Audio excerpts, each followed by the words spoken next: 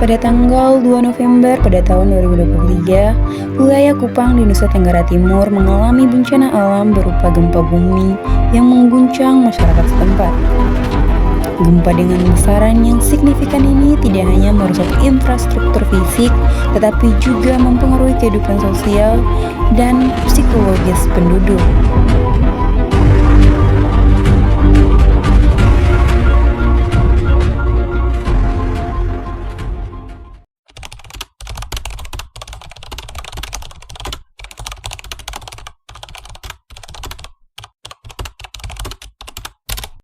Post with the bands. Post with the post with the post with the bands. Post with the post with the post with the bands.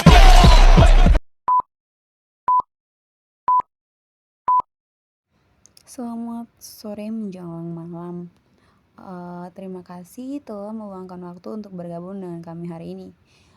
Dalam wawancara kali ini, kami ingin membahas peristiwa yang sangat penting dan memilukan, yaitu gempa bumi yang mengguncang Kupang pada tanggal 2 November pada tahun 2023. Namun sebelum melanjutkan, bisakah Anda memperkenalkan terlebih dahulu terkait identitas Anda? Halo semua, aku nama Angela Gracia Luciani Dahut dan Deta adalah penyintas bencana gempa bumi di Kupang pada tahun 2023. Hal yang paling membekas pada saat kejadian gempa bumi itu adalah saya tuh menjadi sedikit trauma. Terus satu karena baru pertama kali menghadapi itu bencana secara langsung di tempat perantauan, rasanya tuh jadi kayak gimana ya, kayak langsung kangen keluarga gitu. Jadi itu hal-hal yang membuat saya kayak membekas sekali gitu. Ketika kita membutuhkan pertolongan, tahu-tahu kita punya orang terdekat tuh sampai ada kayak bapak, mama. Terus daripada itu saya juga risau gitu karena saya takut orang tua saya di sana itu gimana keadaannya gitu.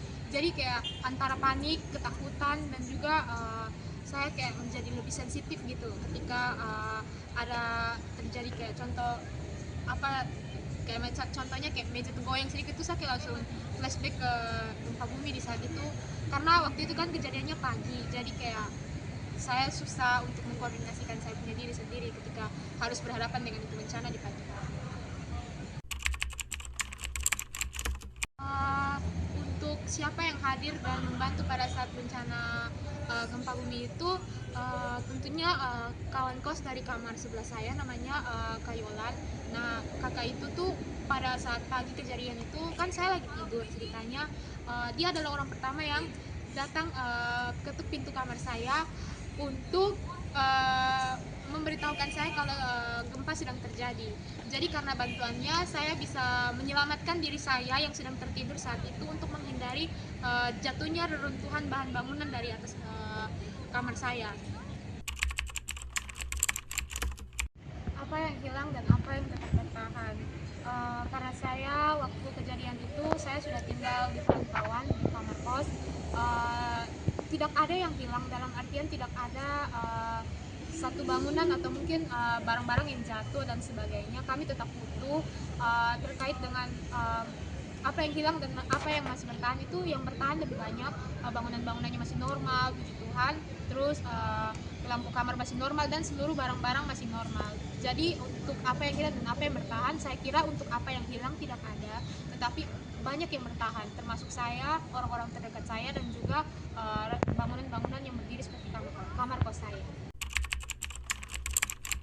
Proses pemulihan yang saya jalani mungkin itu cenderung singkat karena kita berada di dalam salah satu komunitas anak kos. Jadi di situ setelah kejadian kami saling bertemu, kami saling menceritakan perasaan kami ketika gempa itu terjadi, dan setelah itu kami saling mendukung satu sama lain, memberikan penguatan, dan juga kami mengadakan doa gitu. Kami mengadakan doa bersama malamnya untuk membantu mengusir rasa ketakutan dari dalam diri kami.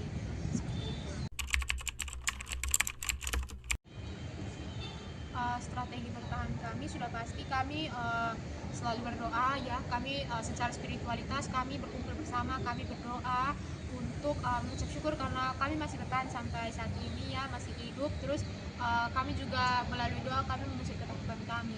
Juga di selain sisi kami selalu bersenda gurau bersama untuk menghilangkan ketakutan kami dan menghilangkan traumatis kami mengenai dengan bencana yang kami alami gitu. Jadi dengan humor kami seringkali berkelakar bersama untuk menghilangkan rasa panik kami, menghilangkan rasa ketakutan kami mengenai bencana yang kami alami pagi tadi. Perubahan dalam cara pandang hidup saya adalah karena memang ini adalah pertama kali saya menghadapi bencana selain Seroja yang membuat saya ketakutan. Otomatis banyak sekali perubahan dalam pandang hidup saya, dan saya merasa karena bencana itu akan muncul secara tiba-tiba dan kita tidak tahu kapan dan jadwalnya kapan. Jadi saya merasa kalau kita tuh harus lebih bersiaga lagi, lebih mendekatkan diri lagi, karena seperti kita ketahui bahwa bencana itu bisa datang kapan saja dan juga melibatkan siapa saja di sekitar. Untuk refleksi dan harapan saya kepada masyarakat adalah saya berharap kalau misalkan masyarakat itu lebih aware dengan bencana di sekitar mereka selalu serius menghadapi bencana, dan juga jangan malu dan jangan ragu untuk menemui siapa saja bantuan-bantuan terdekat dari mereka seperti keluarga dan juga pemerintah yang bisa mengulurkan tangan buat mereka. Karena saya tahu bencana akan meninggalkan perasaan traumatis di kehidupan mereka.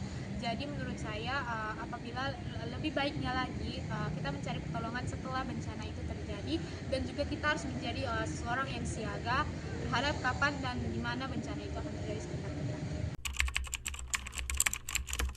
Terhadap sesama penyintas adalah semoga kalian semua bisa keluar dari trauma-trauma emosional yang kalian alami, karena saya tahu keluar dari salah satu masalah emosional atau bisa dibilang kita pasti mengalami trauma. Saya berharap kalian semua bisa kuat menjalani hari-hari kalian, dan semoga kalian bisa keluar dari permasalahan tersebut dan bisa menjalankan kehidupan kalian secara normal sebagai manusia biasa.